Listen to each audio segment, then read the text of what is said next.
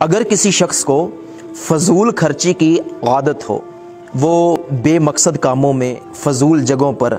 پیسے اڑاتا رہتا ہو، یا پیسے تو آتے ہیں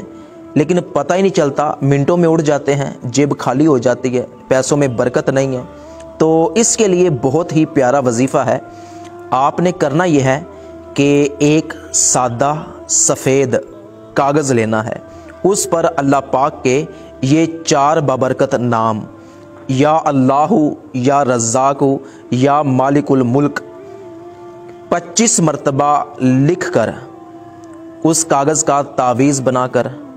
اپنی جیب میں رکھ لیں، اپنے پرس میں رکھ لیں، اپنی الماری میں رکھ لیں،